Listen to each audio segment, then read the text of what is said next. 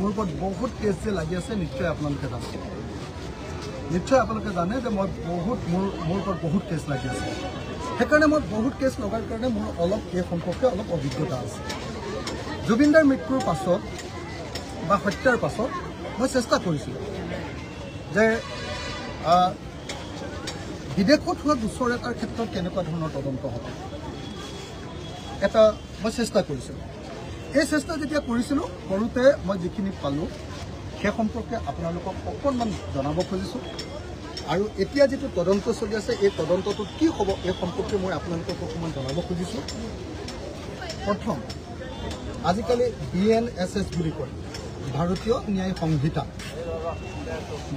ন্যায় সংহিতা 2023 মতে বিদেশত যদি কিবা এটা ঘটনা ঘটে তেতিয়াহ'লে তাৰ সেকশন 208 অনুসৰি তাত এটা প্ৰভিজো আছে যাক নন অবষ্টেণ্টিক ক্লজ বুলি কোৱা হয় যেটো ক্লজত অতি স্পষ্টভাৱে কৈছে এটো মই 208 নন অবষ্টেণ্টিক ক্লজটো 1 মিনিটৰ কাৰণে গাই দিছোঁ provided that notwithstanding anything in any of the preceding sections of this chapter no such offence shall be inquired into and tried in India except with the previous sanction of central government. যদি বিদেশত কিবা এটা এনেকুৱা ঘটনা ঘটে তাৰ enquiry তাৰ তদন্ত আৰু তাৰ ট্ৰায়েল কোৰ্টত তাৰ বিচাৰ ইয়াৰ কাৰণে সেন্ট্ৰেল গভৰ্ণমেণ্টৰ প্ৰিভিয়াছ সেংচন আগতীয়াকৈ অনুমতি লৈ ল'ব লাগে সেইকাৰণে প্ৰথম মই ভাবোঁ যে আমাৰ জুবিনদাৰ গোচৰটো চলাবলৈ হ'লে আমাৰ অসম চৰকাৰে কেন্দ্ৰীয় চৰকাৰৰ ওচৰত প্ৰথমবাৰৰ কাৰণে কেন্দ্ৰীয় চৰকাৰৰ ওচৰত আবেদন কৰি লৈ এই গোচৰটো চলাবলৈ অনুমতি ল'ব লাগিব মই সেইকাৰণে এই মুহূৰ্তত তদন্তকাৰী SIT বিষয়া আৰু অসমৰ মুখ্যমন্ত্ৰী ডাঙৰীয়াক সুধিব খুজিছোঁ যে মুখ্যমন্ত্ৰী ডাঙৰীয়া জুবিনদাৰ মৃত্যু বা হত্যাৰ তদন্ত কৰিবলৈ এতিয়ালৈকে চেণ্ট্ৰেল গভৰ্ণমেণ্টৰ পৰা পাৰ্মিশ্যন লোৱা হ'লনে মই ভাবোঁ যে এতিয়ালৈকে লোৱা হোৱা নাই আৰু সেইকাৰণে যেতিয়ালৈকে এইটো পাৰ্মিশ্যন নল'ব তেতিয়ালৈকে এই যি এনকুৱাৰী আৰু এই যিটো ট্ৰায়েল আৰু এনকুৱাৰী এইটো প্ৰশাসনত পৰিণত হ'ব ফাৰ্ষ্ট হ'ব এইটোৰ পৰা কোনো ৰিজাল্ট নাহিব নাম্বাৰ 1 নাম্বাৰ 2 বিদেশত কৰা বিচাৰ বিদেশত কৰা গোচৰ সম্পৰ্কে আমাৰ BNSSৰ 211 আৰু 214 212 আৰু 214 মানে 114 নহয় 112 আৰু 114 112 আৰু 114 সেকশন এয়া 114 আৰু এইটো হ'ল 112 letter of request to competent authority for investigation in a country or place outside India বাহিৰৰ দেশত যদি কেনেবাকে এনেকুৱা ঘটনা ঘটে প্ৰথম কথাটো হ'ল যে লেটাৰ অফ ৰিকুৱেষ্ট পঠিয়াব লাগিব টু কম্পিটেণ্ট অথৰিটি ক'লৈ পঠিয়াব লাগিব তালৈ ক'লৈ যে আপোনাৰ ছিংগাপুৰলৈ তাৰ কম্পিটেণ্ট অথৰিটিলৈ আমি চিঠি পঠিয়াব লাগিব আৰু চিঠি পঠোৱা আপুনি ইয়াত যদি পঢ়ি চাই যে চিঠি পঠোৱাৰ এজেন্সিটো কি চিঠি পঠোৱাৰ এজেন্সিটো হ'ল আমাৰ বৰ্ষী পৰিক্ৰমা বিভাগ কি বুলি কয় ইংৰাজীত এক্সটাৰ্নেল মিনিষ্ট্ৰীয়ে প্ৰথমতে গোটেই কেছটো যে এইটো এটা সঁচাকৈ এটা সন্দেহযুক্ত কেছ তাৰ তথ্য তাৰ প্ৰমাণ তাৰ ষ্টেটমেণ্ট এইবিলাক ধুনীয়াকৈ লিখি তাৰ পাছত এই আটাইবিলাকক লৈ ছিংগাপুৰ চৰকাৰলৈ লেটাৰ অফ ৰিকুৱেষ্ট পঠিয়াব লাগে কিন্তু লেটাৰ অফ ৰিকুৱেষ্ট পঠিয়ালেও কাম নহ'ব যদিহে লেটাৰ অফ ৰিকুৱেষ্টৰ লগত কোৰ্টৰ কোনো অৰ্ডাৰ নাথাকে কোৰ্টৰ অৰ্ডাৰ সেইকাৰণে এইটো অত্যন্ত গুৰুত্বপূৰ্ণ কথা যে জুবিনদাৰ যদি সঁচাকৈ ন্যায় বিচাৰোঁ তেতিয়াহ'লে আমি লেটাৰ অফ ৰিকুৱেষ্ট পঠিয়ালে নহ'ব লেটাৰ অফ ৰিকুৱেষ্ট পঠিওৱাৰ লগে লগে আমি কোৰ্টৰ অৰ্ডাৰ পঠিয়াব লাগিব তালৈ কোৰ্টে ক'ব লাগিব যে হয় সেই মানুহকেইজনক এনকুৱাৰী অন্তৰ্ভুক্ত কৰা হওক যেতিয়ালৈকে কোৰ্টে নক'ব তেতিয়ালৈকে লেটাৰ অফ ৰিকুৱেষ্ট পঠিয়ালো ছিংগাপুৰ গভৰ্ণমেণ্টে আমাক এই গোচৰটোত সহায় নকৰিব পাৰে ছিংগাপুৰ গভৰ্ণমেণ্টে আমাক এই গোচৰটোত সহায় কৰিবৰ কাৰণে দুখন আইন আছে দুখন আইন এই দুখন আইনৰ ভিতৰত এখনক কোৱা হয় আপোনাৰ এখনক কোৱা হয় দ্য এক্সট্ৰাডিশ্যন এক্ট 1962 দ্য এক্সট্ৰাডিশ্যন এক্ট 1962 আৰু আনখনক কোৱা হয় যে আমাৰ বেলেগ বেলেগ দেশৰ লগত যিটো সম্পৰ্ক এই মানে যিটো হেৰি থাকে মানে কিবা বস্তু এটা ঘূৰাই পাবৰ কাৰণে আমি যিটো লাগে এইটো কি বুলি কয়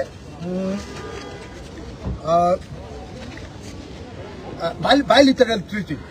আমাৰ যিটো ট্ৰিটিৰ নামটো কি আছিলে এইটো আপোনাৰ আমাৰ ট্ৰিটিটোৰ নামটো যে আমাৰ তেনেকুৱা 35খনমান দেশৰ লগত আমাৰ ট্ৰিটি আছে আৰু সেই ট্ৰিটিটো আমাৰ থাকিব লাগিব সেই চুক্তিটো থাকিব লাগিব আৰু আপোনালোকে জানে যে সেই ট্ৰিটিটো আমাৰ আছে ছিংগাপুৰ গভৰ্ণমেণ্টৰ লগত গতিকে এই যে ট্ৰিটি সেই ট্ৰিটি থাকিবই লাগিব ট্ৰিটি আছে গতিকে সেই গভৰ্ণমেণ্টে আমাক দিবলৈ বাধ্য তেওঁলোক দিব কিন্তু দিবৰ কাৰণে আমি আন এখন এক্ট ইউজ কৰিব লাগিব এক্সট্ৰাডিশ্যন এক্ট 1962 আৰু 1962 এপ্লাই কৰিলে নহ'ব এইটো কাৰ চেনেলে যাব লাগিব এক্সটাৰ্নেল এফেয়াৰ মিনিষ্ট্ৰীৰ জৰিয়তে যাব লাগিব আমাৰ বহি পৰিক্ৰমা বিভাগৰ জৰিয়তে এই বস্তুটো যাব লাগিব আৰু এই ক্ষেত্ৰত মানুহ ধৰি আনিবৰ কাৰণে আমি ইণ্টাৰপলৰ ৰেড কৰ্ণাৰ নটিচ ব্যৱহাৰ কৰিব পাৰোঁ ইণ্টাৰপলৰ ৰেড কৰ্ণাৰ নটিচ অৰ্থাৎ ইণ্টাৰপলৰ ইণ্টাৰপলক আমি ব্যৱহাৰ কৰিব পাৰোঁ ইণ্টাৰপলৰ যদি ৰেড কৰ্ণাৰ নটিচ যদি আমি পঠিয়াব পাৰোঁ তেতিয়াহ'লে ইণ্টাৰপলে তেওঁলোকক ধৰি আনিব পাৰে এতিয়া ইণ্টাৰপলক ধৰি আনিবৰ কাৰণে ইণ্টাৰপলৰ জৰিয়তে ধৰি আনিবৰ কাৰণে 114 ছেকশ্যন 114 যদি আপোনালোকে চাই তাত লিখি থোৱা আছে assistance in securing transfer of person মানুহ এজনক ধৰি আনিবৰ কাৰণে তাৰ পৰা লৈ আহিবৰ কাৰণে কি ব্যৱস্থা আছে সেই কথাটো লিখি থোৱা আছে কি সেই কথাটোত লিখি থোৱা আছে আপোনালোকে যদি চাই where is a court in India in relation to a criminal matter desires that a warrant for arrest of any person to attend or produce a document or other things issued by it shall be executed any place in a contracting state it shall send such warrant in duplicate in such form to such court judge or magistrate through such authority as the central government may by notification specify in this behalf so and so গতিকে যদি মানুহজনক ধৰি আনিবলৈ হয় ছিংগাপুৰৰ পৰা তেতিয়াহ'লে আমাৰ এই কোৰ্টৰ পৰা তাৰ ইম্পৰ্টেণ্ট কোৰ্টলৈ তাৰ যিখিনি মানে কি কনচাৰ্ণ কোৰ্টলৈ আমাৰ ইয়াৰ পৰা ৰিকুৱেষ্ট যাব লাগিব আৰু কনচাৰ্ণ কোৰ্টে তাতে অনুমতি দিব লাগিব আৰু তাৰপাছত ইয়ালৈ আমাক লৈ আহিব পাৰে এতিয়া মই দ্বিতীয়তে সেইকাৰণে আপোনালোকক সুধিব খুজিছোঁ মই প্ৰথম সুধিবলৈ খুজিছিলোঁ যে এতিয়ালৈকে 208 অনুসৰি 208 BNSSৰ 208 অনুসৰি এতিয়ালৈকে চেণ্ট্ৰেল গভৰ্ণমেণ্টৰ পাৰ্মিশ্যন লোৱা হ'লনে প্ৰিভিয়াছ চেংচন দে পিছত ল'লে নহ'ব প্ৰিভিয়াছ মানে এনকুৱাৰী কৰাৰ আগতে বা ট্ৰায়েল কৰাৰ আগতে প্ৰিভিয়াছ চেংচন ল'ব নম্বৰ 1 2 মই আকৌ ক'লোঁ যে আপোনাৰ ছেকশ্যন 111 অনুসৰি আপোনালোকক দেখুৱাইছিলোঁ 112 অনুসৰি আপোনালোকক দেখুৱাইছিলোঁ যে 112 অনুসৰি আমাৰ লেটাৰ অফ ৰিকুৱেষ্ট পঠিয়াব লাগিব আৰু 114 অনুসৰি আমি BNSSৰ 114 অনুচ্ছেদ ছেকশ্যন অনুসৰি আমি কি কৰিব লাগিব আমি আকৌ কোৰ্টৰ জৰিয়তে আনখন কোৰ্টলৈ চিঠি লিখিব লাগিব এটা এইবিলাক এতিয়ালৈকে কৰা হৈছেনে জুবিনদাৰ ক্ষেত্ৰত কৰা সেইকাৰণে আমি ভাবোঁ যে জুবিনদাৰ কেছটোৰ ক্ষেত্ৰত ন্যায় পোৱাটো এতিয়ালৈকে সম্ভৱ নহ'ব আৰু ন্যায় পোৱাৰ কোনো সম্ভাৱনা নাই কালি জুবিনদাৰ বৌ ইয়ালৈ আহিছিলে বৌক যদি ব্যক্তিগত মই তুমি তামাকে মাতোঁ বৌ মোতকৈ 1 বছৰ সৰু আছিলে আমি একেলগতে কটন কলেজত পঢ়িছিলোঁ 1 বছৰ মই ছিনিয়ৰ আছিলোঁ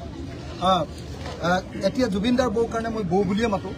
বৌই কালি আপোনালোকে নিশ্চয় দেখিছে যে এই সমাধি ক্ষেত্ৰলৈ আহি কান্দিছে নিশ্চয় আপোনালোকে দেখিছে যে প্ৰত্যেক দিনাই বৌ আৰু জুবিনদাৰ ভনীয়েকে প্ৰত্যেক দিনাই আহ্বান জনাইছে যে আমাৰ মানুহজনক মৃত্যুৰ ন্যায় দিয়ক মোৰ ককাইটোৰ মৃত্যুৰ ন্যায় দিয়ক। ইমান ডাঙৰ এজন মানুহ যিজনৰ কাৰণে এনেকৈ হাজাৰ হাজাৰ মানুহ ডেইলি ইয়ালৈ আহি আছে, যিজনক অসমীয়া মানুহে নিজৰ হৃদস্পন্দন বুলি ভাবে, সেই মানুহজনৰ ন্যায় পাবৰ কাৰণে তেওঁ পৰিয়ালৰ মানুহে ইয়ালৈ আহি সমাধি ক্ষেত্ৰলৈ আহি কান্দিবলগীয়া পৰিস্থিতি। এইটো চৰকাৰৰ অৱহেলা নহয়নে? এতিয়া মই আপোনালোকৰ ওচৰলৈ আহিব খোজো যে এই গোচৰটো কিয় আমি এই গোচৰটো যিটো চলাই আছে, তদন্ত চলাই আছে, এইটোৰ পৰা কিয় ফলাফল নাহিব বুলি ভাবোঁ? এইটো কিয় ভুৱা তদন্ত চলাই আছে বুলি আমি ভাবোঁ? কিয় এইটোক আমি ফাৰ্চিকেল বা ফাৰ্চ বা প্ৰশাসন বুলি ভাবোঁ? এইকাৰণে ভাবোঁ যে যিকোনো এটা গোচৰ যদি চলাবলৈ হয় তেতিয়াহ'লে প্লেচ অফ অকাৰেঞ্চলৈ যাব লাগে। য'ত ঘটনাটো ঘটিছে তালৈ এনকুৱাৰী অফিচাৰ যাবই লাগে। কিন্তু আমাৰ পুলিচে আজি অলপ আগতে মই দেখিলোঁ, অলপ আগতে সাংবাদিকৰ লগত SITৰ যিজন চেয়াৰপাৰ্চন নে হেডজন মুন্না প্ৰসাদ গুপ্তাই কৈছে যে হয় আমি প্লেচ অফ অকাৰেঞ্চলৈ যাব লাগে, কিন্তু বিদেশতো প্লেচ অফ অকাৰেঞ্চত গৈ এনকুৱাৰী কৰিব নোৱাৰোঁ আমাৰ পুলিচে, কিন্তু নিয়ম আছে। প্লেচ অফ অকাৰেঞ্চলৈ যাব ডেফিনেটলি পাৰিব, কিন্তু প্লেচ অফ অকাৰেঞ্চত ষ্টেটমেণ্ট যিটো ল'ব, তাৰ তথ্য পাতি যিবিলাক সংগ্ৰহ কৰিব, সেইবিলাক তাৰ স্থানীয় পুলিচৰ প্ৰশাসনৰ জৰিয়তে সংগ্ৰহ কৰিব। কিন্তু লগত উপস্থিত থাকিব পাৰিব আমাৰ ইয়াৰ এনকুৱাৰীৰ অফিচাৰ। আৰু সেইটো কৰিবলৈ হ'লে কি কৰিব লাগিব? সেইটো কৰিবলৈ হ'লে গভৰ্ণমেণ্ট অফ ইণ্ডিয়াৰ চেংচন ল'ব লাগিব, নাম্বাৰ 1। তাৰপিছত লেটাৰ অফ ৰিকুৱেষ্ট পঠিয়াব লাগিব, নাম্বাৰ 2। 3 নম্বৰ কোৰ্টৰ পৰা অৰ্ডাৰ এটা যাব লাগিব, কোৰ্টৰ পৰা এটা ৰিকুৱেষ্ট লেটাৰ যাব লাগিব। 4 নম্বৰ কি কৰিব লাগিব? আমাৰ ইয়াৰ পৰা তেখেতে কৈছে যে আমিতো টুৰিষ্ট ভিছা লৈ গ'লে আমাকতো তাতে উল্টাই ধৰিবহে।